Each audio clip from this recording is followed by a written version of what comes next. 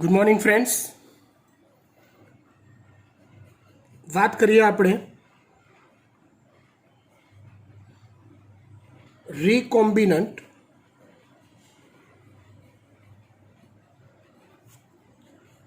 DNA ટેકનોલોજીના ઉપકરણો. ગયા લેક્ચરમાં આપણે આવી કંઈક ચર્ચા કરી હતી લાસ્ટમાં. તો અહીંયા તમે જે ડીએનએ બનાવ્યો, જેને આપણે આરડીએનએ નામ આપ્યું છે, એ આરડીએનએ મતલબ રીકોમ્બિનન્ટ ડીએનએ.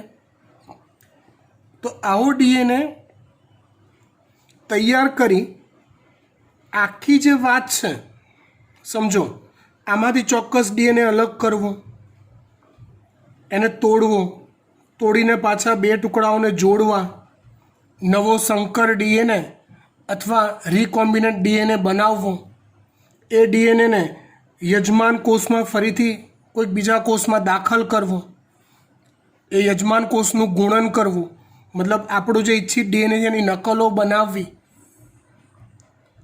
આ બધી જે વસ્તુઓ છે એમાં કયા કયા ઉપકરણો જોઈએ, કોની કોની મદદથી આ કામ કરી શકાય, બરાબર? તો એના ઉપકરણોમાં સૌથી પહેલું ઉપકરણ આવશે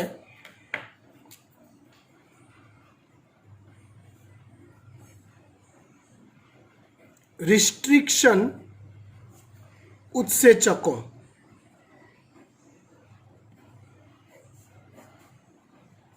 પહેલું ઉપકરણ આવશે રિસ્ટ્રિક્શન ઉત્સેચકો.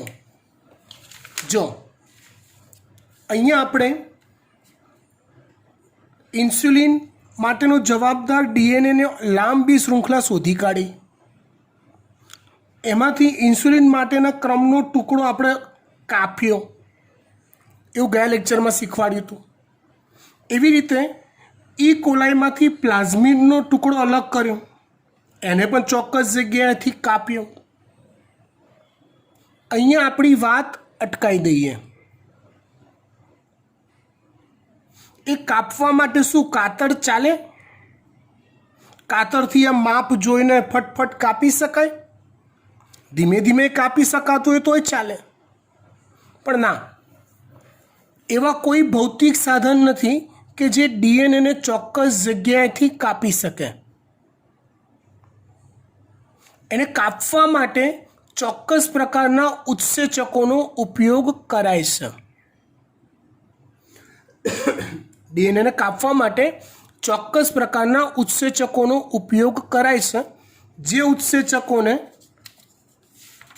રિસ્ટ્રિક્શન ઉત્સેચકો કહેવાય છે. જે ઉત્સેચકોને શું કહેવાય છે? રિસ્ટ્રિક્શન ઉત્સેચકો કહેવાય છે.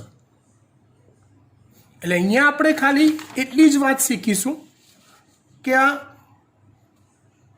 ઇન્સ્યુલિન માટેના જવાબદાર ડીએનએને ચોક્કસ જગ્યાએથી કાપીશું કેવી રીતે, પ્લાઝમિડને કેવી રીતે કાપીશું, કોનો ઉપયોગ કરીશું. તો એ કાપવા માટે એક ઉપકરણ વપરાય છે જેનું નામ છે રિસ્ટ્રિક્શન ઉત્સેચકો. બરાબર ધ્યાનથી સમજો, બહુ મજા આવે એવું ચેપ્ટર છે, ને એકવાર ઓલરેડી શીખી ગયા છો એટલે વધારે મજા આવશે તમને. રિસ્ટ્રિક્શન ઉત્સેચકો જે છે એ બેક્ટેરિયાની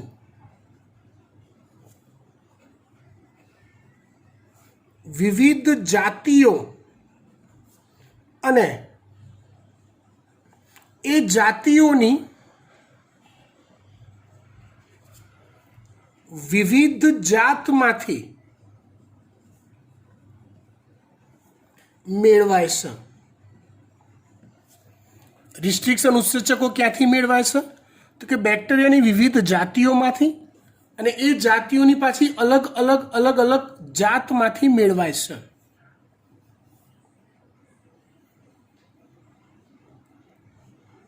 હવે એનું નામકરણ કઈ રીતે કરાય છે?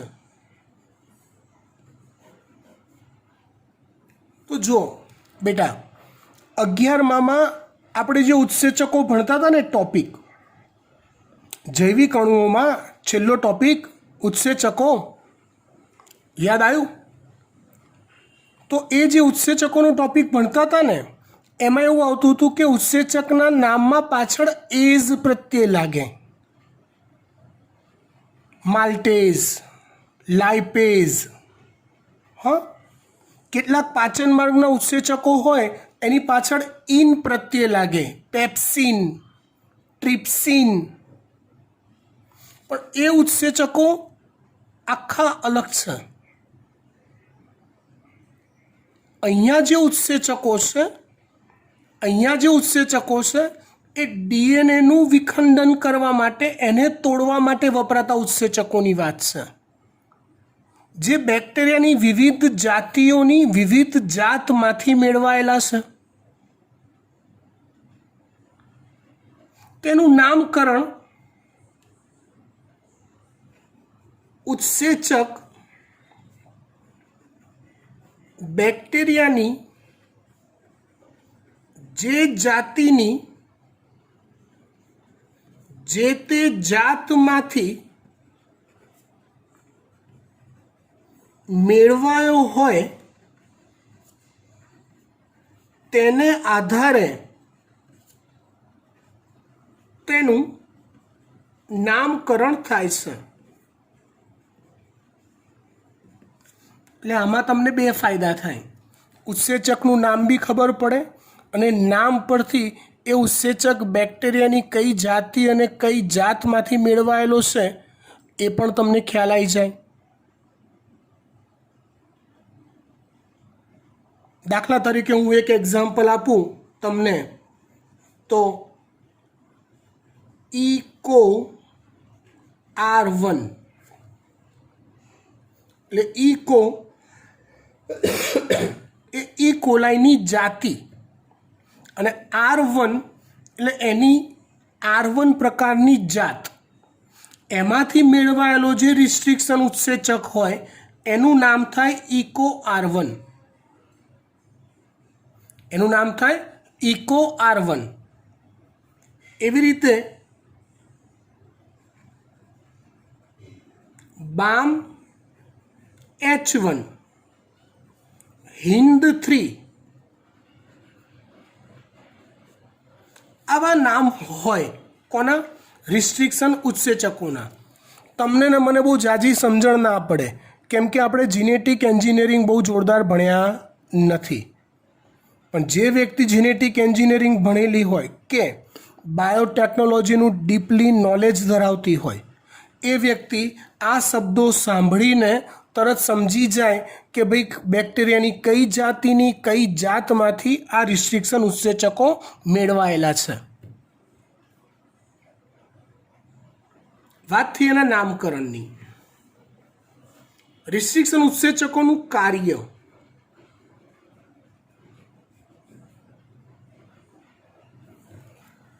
રિસ્ટ્રિક્શન ઉત્સેચક શું કરે?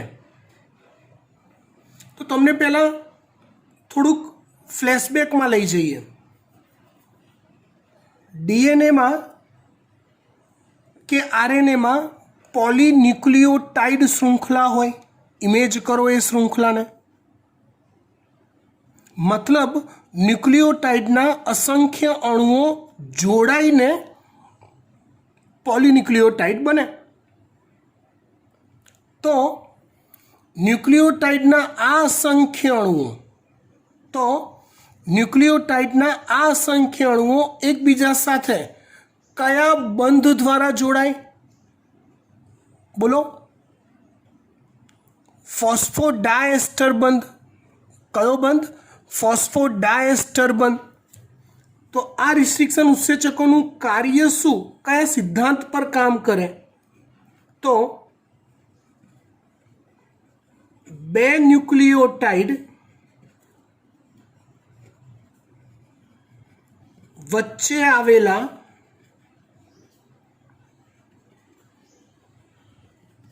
ફોસ્ફોડાયએસ્ટર બંધને તોડે. કોઈ પણ રિસ્ટ્રિક્શન ઉત્સેચક આ જ કામ કરે. કે બે ન્યુક્લિયોટાઇડ વચ્ચે આવેલા ફોસ્ફોડાયસ્ટર બંધને તોડે.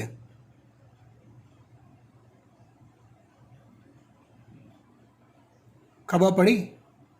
ટૂંકમાં ડીએનએને કાપવાનું કામ કરે. ફોસ્ફોડાયસ્ટર બંધથી પોલીન્યુક્લિયોટાઇડ શૃંખલાને તોડે એટલે સીધી ભાષામાં થયું ડીએનએનો ટુકડો ત્યાંથી કપાઈ ગયો. ધારો કે આવો કોઈ એક ડીએનએ હોય તો કોઈ એક રિસ્ટ્રિક્શન ઉત્સેચક ફોસ્ફોડાયસ્ટર બંધને તોડે. આવો ડીએનએ હોય તો તોડે તો આમ ટુકડો આખો અલગ થઈ જાય ફોસ્ફોડાયસ્ટર બંધ તૂટતા. એવું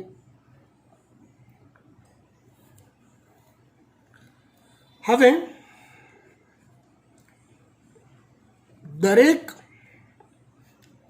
રિસ્ટ્રિક્શન ઉત્સેચક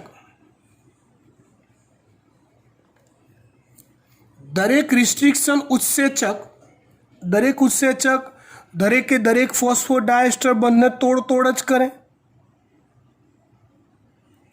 ના. દરેક રિસ્ટ્રિક્શન ઉત્સેચક ડીએનએની શૃંખલામાં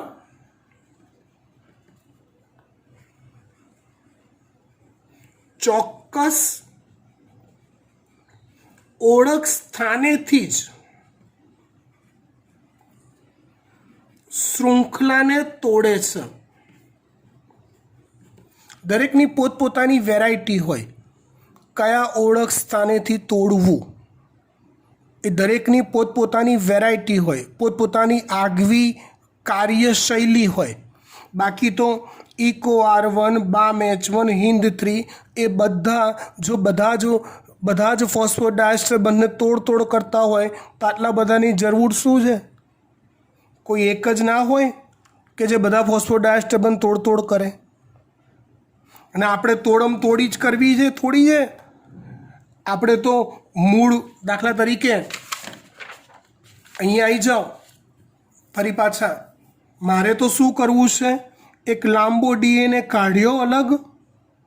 સમજો, એક લાંબો ડીએનએ કાઢ્યો અલગ.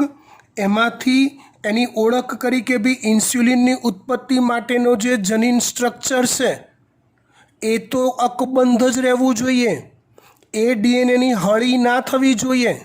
સમજો, એટલે એ ટુકડો તો એવો ને એવો રહે.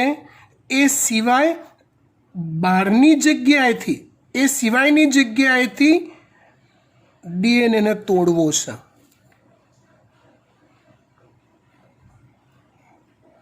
બરાબર. હવે કોઈ રિસ્ટ્રિક્શન ઉત્સેચક ચોક્કસ આવી જ જગ્યાએથી તોડતો હોય, મતલબ દરેક રિસ્ટ્રિક્શન ઉત્સેચકનું ચોક્કસ ઓળખ સ્થાન હોય. કોઈક રિસ્ટ્રિક્શન ઉત્સેચક એક જગ્યાએથી શૃંખલાને તોડતો હોય, કોઈક રિસ્ટ્રિક્શન ઉત્સેચક કોઈક બીજી જગ્યાએથી શૃંખલાને તોડતો હોય. જેનું નોલેજ ઓલરેડી હ્યુમન જીનોમ પ્રોજેક્ટમાં કામ કરતા વૈજ્ઞાનિકો પાસે હોય જ. સમજ્યા?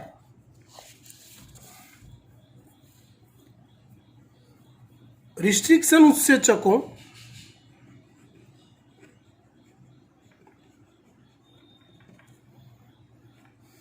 એ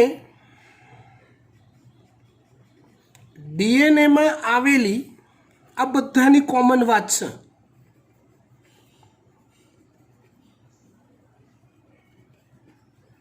પોલિન્ડ્રોમિક શૃંખલા પર પોતાનું ઓળખ સ્થાન ધરાવે છે.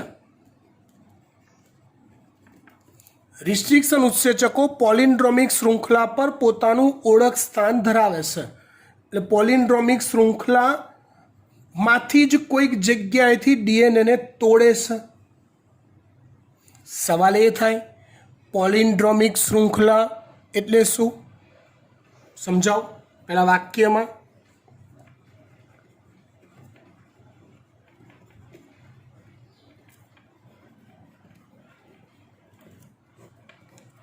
તો કે બંને છેડેથી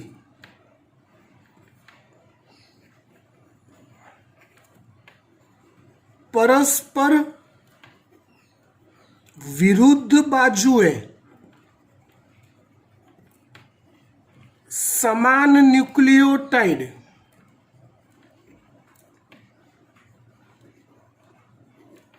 ધરાવતી શૃંખલાને પોલિન્ડ્રોમિક શૃંખલા કહે છે. બંને છેડેથી પરસ્પર વિરુદ્ધ બાજુએ સમાન ન્યુક્લિયોટાઇડ ધરાવતી શૃંખલાને પોલિન્ડ્રોમિક શૃંખલા કહે છે. ફરીવાર, બંને છેડેથી પરસ્પર વિરુદ્ધ બાજુએ સમાન ન્યુક્લિયોટાઇડ ધરાવતી શૃંખલાને પોલિન્યુક્લિયોટાઇડ શૃંખલા કહે છે. ચિંતા ના કરો, સમજાવું છું. Don't worry, B happy.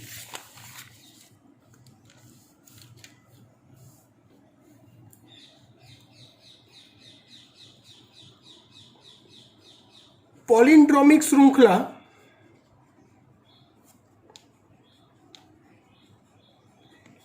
એ 4 થી 8 બેઝ પેર ધરાવે છે. કેટલી બેઝ પેર ધરાવે છે? 4 થી 8. મતલબ કે ધારો કે એક લાંબો ડીએનએ નો અણુ છે જે આપણા આ સ્ક્રીનમાં આવતો નથી, એવો લાંબો ડીએનએ નો અણુ છે. એ ડીએનએ ના અણુમાં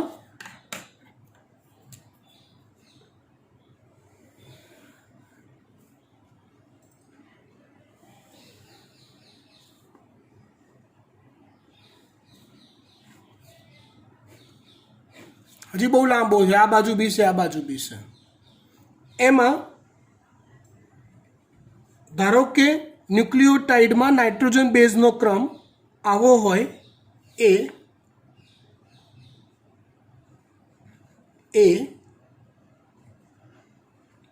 જી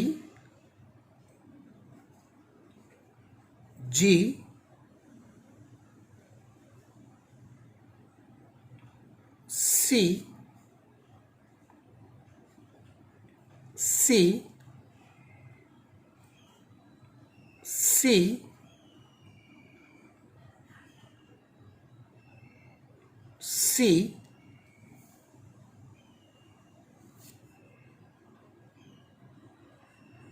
અહીંયા સી છે તો સામે આવશે જી, અહીંયા સી છે તો સામે આવશે જી, સી છે તો સામે આવશે જી, સી છે તો સામે આવશે જી, જી છે તો સામે આવશે સી, જી છે તો સામે આવશે સી,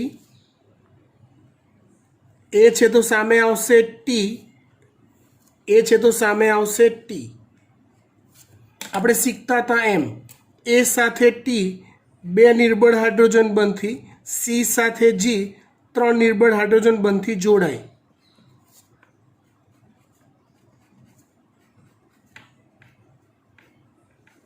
આવી તમે આખી શૃંખલા ધ્યાનથી જુઓ. હું અહીંથી રીડ કરું તો A G C C G G C T. ફરીવાર A G C C G G C T. હું વિરુદ્ધ બાજુએથી ઊંધો જાઉં તો A G C C G G C T. એકનું એક જ થયું, પણ વિરુદ્ધ બાજુએ સમાન ન્યુક્લિયોટાઇડ ધરાવતી શૃંખલા A G C C G G C T, A G C C G G C T. Same. અહીંયા મેં 8 બેઝ પેર લીધી, 1 2 3 4 5 6 7 8. આવી 4 થી 8 બેઝ પેર ધરાવતી શૃંખલાઓને પોલિન્ડ્રોમિક શૃંખલા કહેવાય, કે જે વિરુદ્ધ બાજુએ સમાન ન્યુક્લિયોટાઇડ ધરાવતી હોય.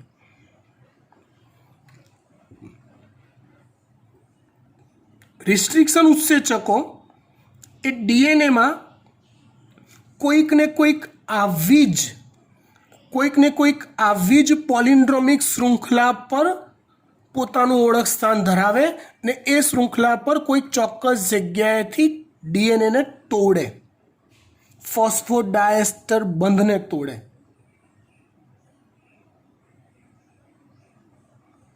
દાખલા તરીકે ધારો કે કોઈ એક રિસ્ટ્રિક્શન ઉત્સેચક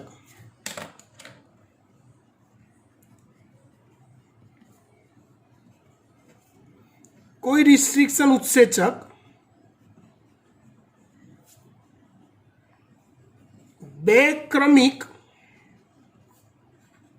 જી પોલિન્ડ્રોમિક શૃંખલામાં આવેલા બે ક્રમિક જી ગ્વાનિન બે ક્રમિક જી વચ્ચેના ફોસ્ફોડાયએસ્ટર બંધને તોડે છે. ધારો કે કોઈ રિસ્ટ્રિક્શન ઉત્સેચક બે ક્રમિક જી વચ્ચેના ફોસ્ફોડાયએસ્ટર બંધને તોડે, આ એનું ઓળખ સ્થાન છે. હવે એ રિસ્ટ્રિક્શન ઉત્સેચક જો હું અંદર આપું, દાખલ કરું, તો શૃંખલા જોજો હો, એક તો અહીંથી તૂટશે, અહીંથી, ને બીજી અહીંથી તૂટશે.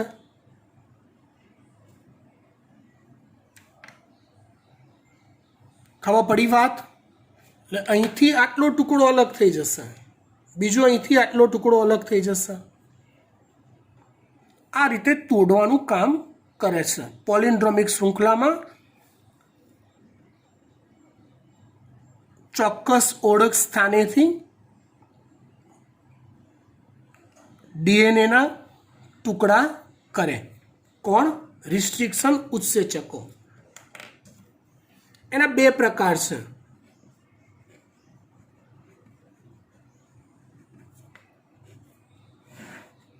એક રિસ્ટ્રિક્શન, રી એટલે રિસ્ટ્રિક્શન,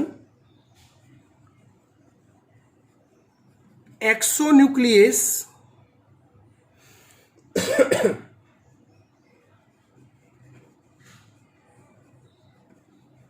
અને બીજો છે રિસ્ટ્રિક્શન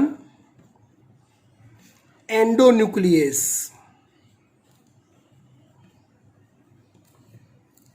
રિસ્ટ્રિક્શન ઉત્સેચકો જો બેટા, આ પ્રકાર આપણે જાતે પાડેલા હોય. ઉત્સેચકનો તો એવી ખબર ના પડે કે હું આ પ્રકારમાં વહેંચાઉં છું. ઉત્સેચકનું તો એટલી ખબર પડતી હોય કે મારે કઈ જગ્યાથી ડીએનએને તોડવાનો. પછી આપણે એવા ઉત્સેચકો ભેગા કર્યા ને એના પરથી એના પ્રકાર પાડ્યા. તો એક્સોનો અર્થ થાય છેડો, એક્સોનો અર્થ થાય છેડો, ને એન્ડોનો અર્થ થાય વચ્ચે. એક્સો એટલે થાય છેડો ને એન્ડો એટલે થાય વચ્ચે. રિસ્ટ્રિક્શન એક્સોન્યુક્લિયેસ જે છે એ ડીએનએની પોલિન્ડ્રોમિક શૃંખલાને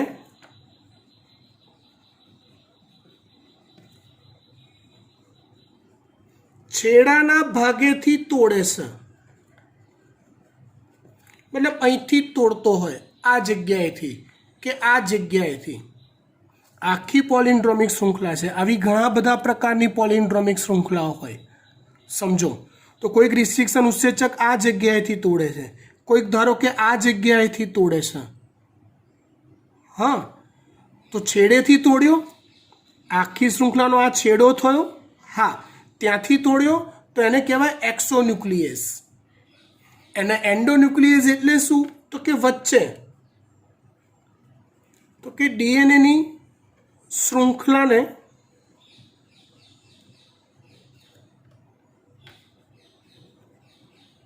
વચ્ચેના ભાગેથી તોડે છે.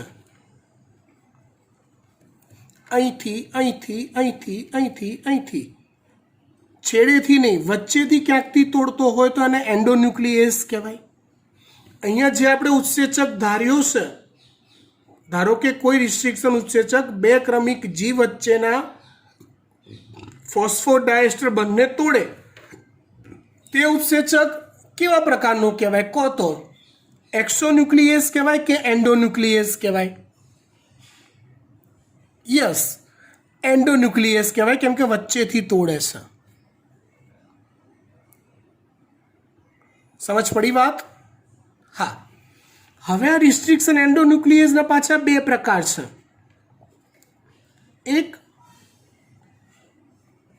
ચીપકું છેડા રચે તેવા એન્ડોન્યુક્લિયેસ અને બીજો બુઠ્ઠા છેડા રચે તેવા એન્ડોન્યુક્લિયેસ. એક ચીપકું છેડા રચે તેવા એન્ડોન્યુક્લિયેસ અને બે બુઠ્ઠા છેડા રચે તેવા એન્ડોન્યુક્લિયેસ. હવે ચીપકુ છેડા અને બુઠ્ઠા છેડા એ કેવી રીતે સમજાવું? ટ્રાય કરીએ.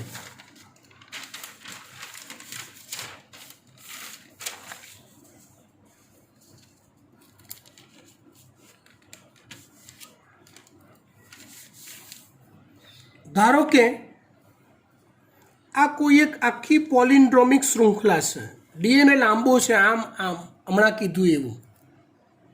કોઈ એક રિસ્ટ્રિક્શન ઉત્સેચક આ જગ્યાએથી ડીએનએને તોડતો હોય, અહીંથી માની લો, તો જે છેડા બને ને બેટા એ આવા બનવાના. એ ટુકડા થશે ને તો એ આવા થશે, આવા. તો અહીંયા જે ટુકડા પછીના ટુકડાના છેડા આવશે ને આ, એ બુઠ્ઠા બનશે. તો આ રિસ્ટ્રિક્શન ઉત્સેચક બુઠ્ઠા છેડા રચે છે એવું કહેવાય.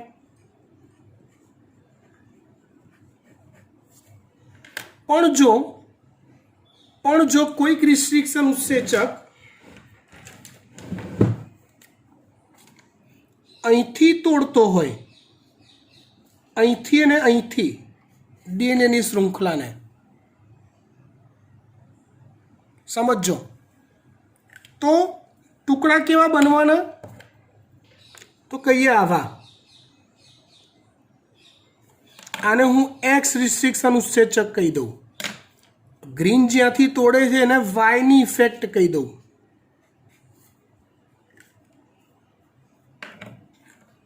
તો કંઈક આવું થશે, સમજો.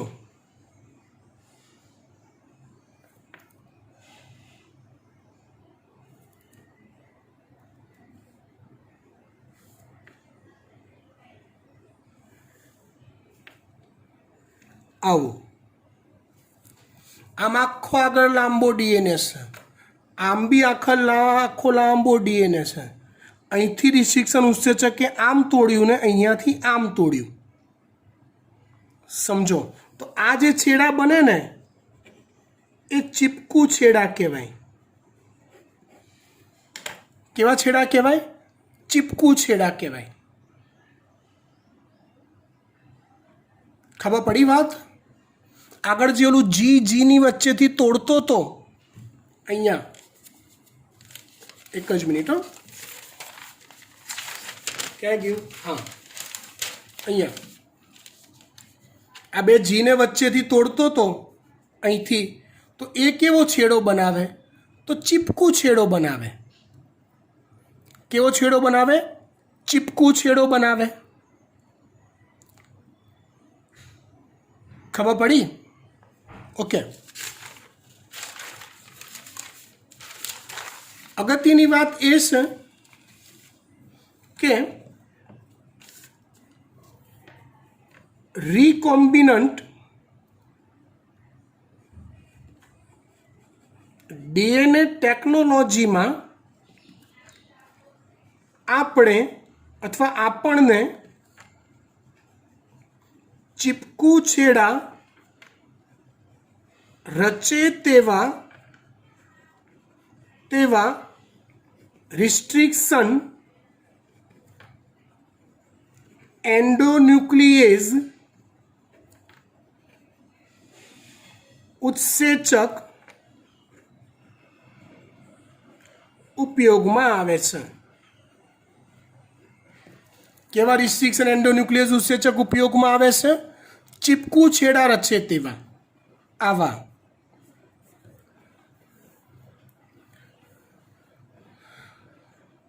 Done, fine. હવે આ જ વાતને થોડુંક ડીપમાં લોજિકલી સમજાવું. સમજો બરાબર.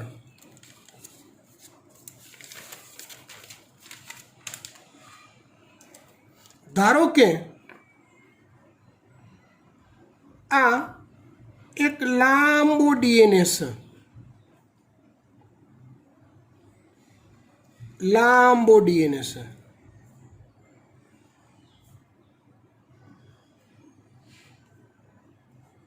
સમજો બરાબર. એમાં ધારો કે આ જગ્યાએથી આટલે સુધીનો જે ક્રમ છે એ માની લો એના પરના જે ન્યુક્લિયોટાઇડ છે એ ધારો કે ઇન્સ્યુલિન ના સંશ્લેષણ રિલેટેડ સંકેતન ધરાવે છે, એના કોડિંગ ધરાવે છે.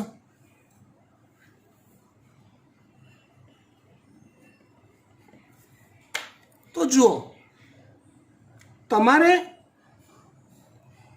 બુદ્ધિશાળી છો તમે, ઇન્સ્યુલિનનું ઉત્પાદન કરવું છે આપણે, તો એનું જે કોડિંગ છે એને ક્યાંય હળી કરવાની આવતી નથી. તમારે શું કરવું પડે, એ ઇન્સ્યુલિનનું કોડિંગ એઝ યુઝ્યુઅલ રાખી એનાથી આગળના ભાગમાં કોઈ પોલિન્ડ્રોમિક શૃંખલા આવે છે એ ચેક કરવું પડે. ધારો કે આવી ગઈ, ધારો કે આગળ અહીંયા આટલા ભાગમાં એક પોલિન્ડ્રોમિક શૃંખલા છે,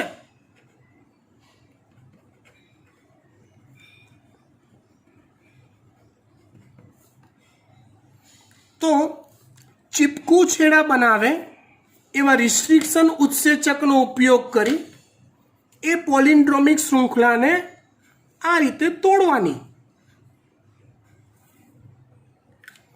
તો આપણી પાસે હવે તોડ્યા પછીનો જે ટુકડો તૈયાર થશે એ કંઈક આવો તૈયાર થશે.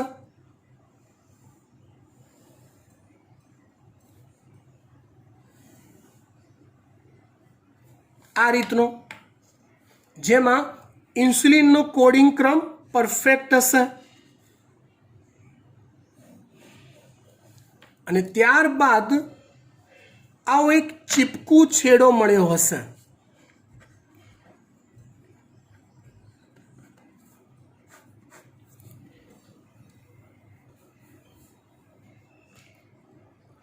સમજી ગયા? આ સસ્તનમાં જેના સ્વાદુપિંડના બીટા કોષો કાઢ્યા ને, અહીંયા આપણે અહીંયા એવું શીખ્યા કે ભાઈ સ્વાદુપિંડના બીટા કોષને અલગ કર્યા, એ બીટા કોષમાંથી ઇન્સ્યુલિનની ઉત્પત્તિ માટેના જવાબદાર જનીનને અલગ કર્યા, ચોક્કસ જગ્યાએથી તોડ્યા, તો એ ચોક્કસ જગ્યાએથી આ રીતે તોડાય, ચીપકું છેડો બને એ રીતે. ખબર પડી વાત? ડન. ત્યાર પછી એવો જ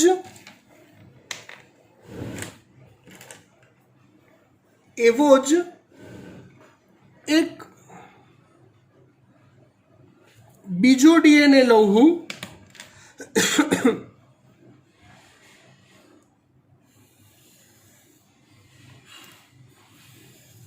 પ્લાઝમિડનો.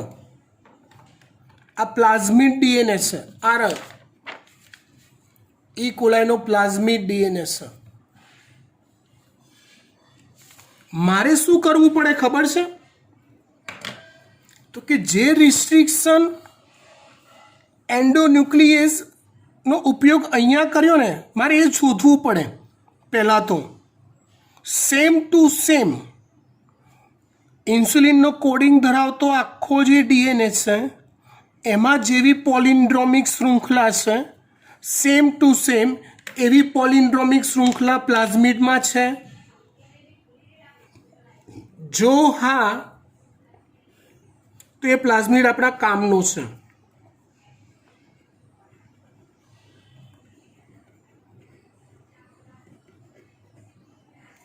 તો એ પ્લાઝમિડ આપણા કામનો છે કે જેમાં ઇન્સ્યુલિનની ઉત્પત્તિ માટેનો કોડિંગ ક્રમ, ઇન શોર્ટ આ ડીએનએમાં જે પ્રકારની પોલિન્ડ્રોમિક શૃંખલા આપણે ચૂઝ કરી એવી જ પોલિન્ડ્રોમિક શૃંખલા આ પ્લાઝમિડમાં હોવી જોઈએ. મગજને એકાગ્ર રાખજો. આની પાસે જેવી પોલિન્ડ્રોમિક શૃંખલા છે સેમ ટુ સેમ એવી જ પોલિન્ડ્રોમિક શૃંખલા આ પ્લાઝમિડમાં બી હોવી જોઈએ.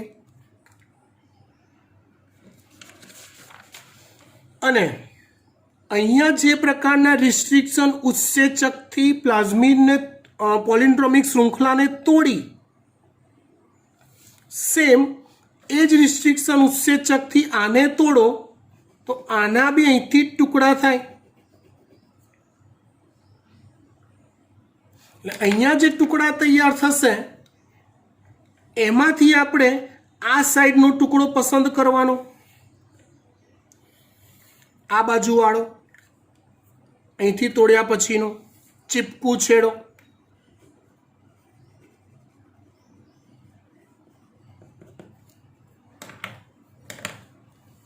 ખબર પડી શું ધંધો કરીશું આપણે? હવે આની સાથે આને હું ઉપાડીને આમ જોડી દઈશ, કેમ કે પોલિન્ડ્રોમિક શૃંખલાના ક્રમ એકબીજામાં બંધ બેસે એવા જ હશે. મારે ખાલી અહીંથી નવા ફોસ્ફોડાયસ્ટર બંધથી જોડાણ કરવાનું બાકી રહેશે. એ જોડાણ ડીએનએ લિગેઝ કે ડીએનએ લાઇગેઝ ઉત્સેચક દ્વારા થઈ જાય છે. એના લીધે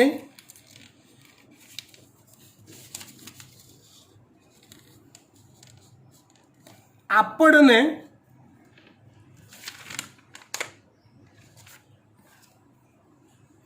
કંઈક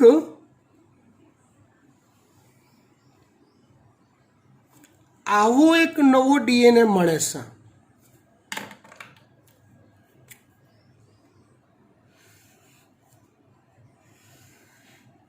આવો, જેમાં આ પોલિન્ડ્રોમિક શૃંખલા હોય, આ અને અહીંથી આપણે જોડાણ કર્યું હોય, આખી શૃંખલા કઈ પોલિન્ડ્રોમિક શૃંખલા જે પૂરી થઈ ગઈ. અહીંયા ડીએનએ લિગેઝ દ્વારા જોડાણ આવ્યું,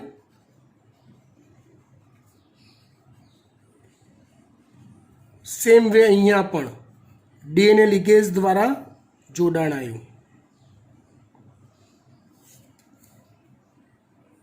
આ ટુકડો ઇન્સ્યુલિન આપશે.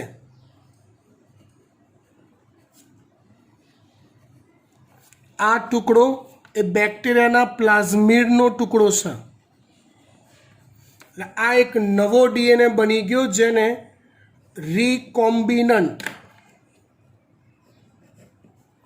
રીકોમ્બિનન્ટ ડીએનએ કહેવાય છે.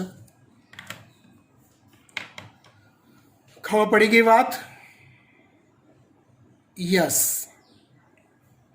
આ જ વાતને આપણે ફટાફટ લખી કાઢીએ.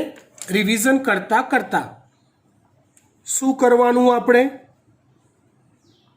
તો ઇન્સ્યુલિનની ઉત્પત્તિ કરવી છે આપણે બીજા સજીવની અંદર. આપણો ગયા લેક્ચરની સ્ટોરીનો ટાર્ગેટ શું હતો?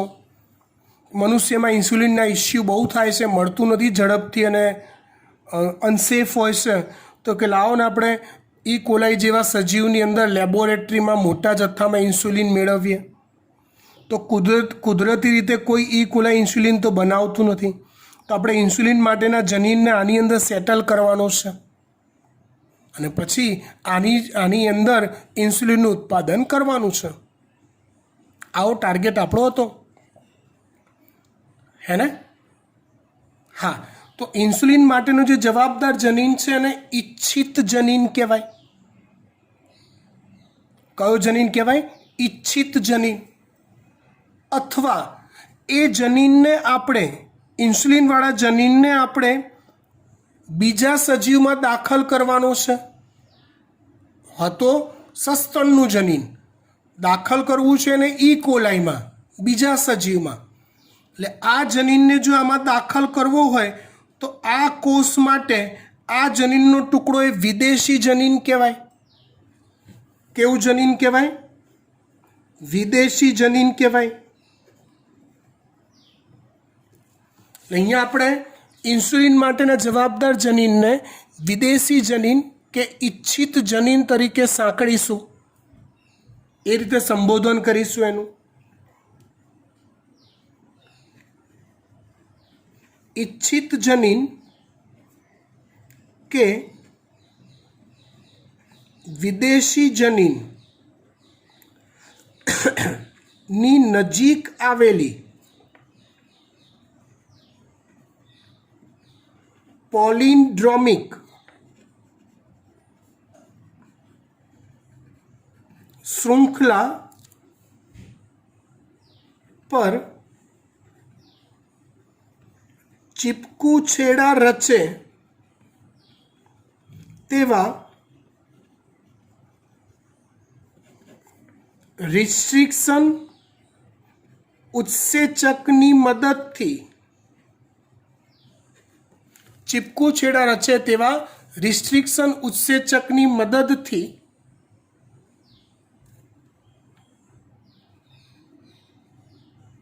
ટુકડા કરવા.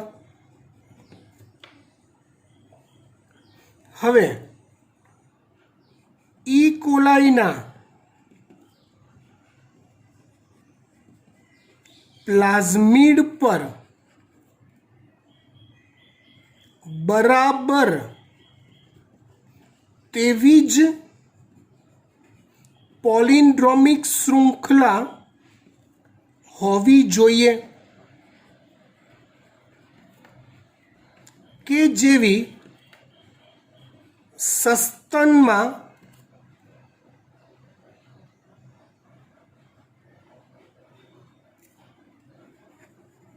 ઇચ્છિત જનીનની પાસે આવેલી હોય.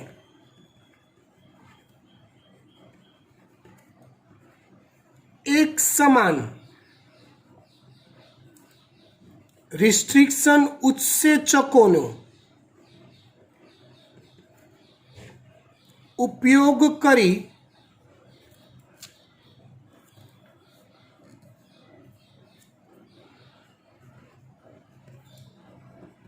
બંને પોલિન્ડ્રોમિક શૃંખલાઓ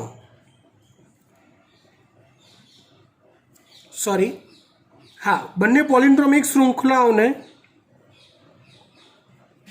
તોડવામાં આવે છે અને વિરુદ્ધ પ્રકારના ટુકડાઓને ડીએનએ લાઇગેઝ અથવા લિગેઝ ઉત્સેચકની મદદથી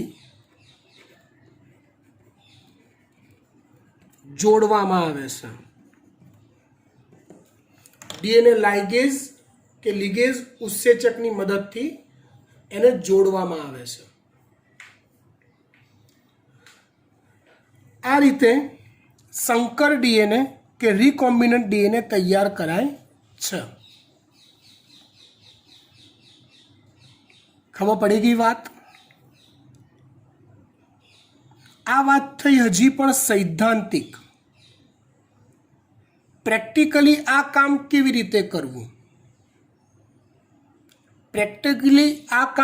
રીતે કરવું, એ જોઈશું આપણે આવતા અંકે. બરાબર? પણ ચેપ્ટરમાં તો જ મજા આવશે કે તમે જોડે જોડે તૈયાર કરતા રહેશો, તો જ મજા આવશે, બાકી મજા આવશે નહીં.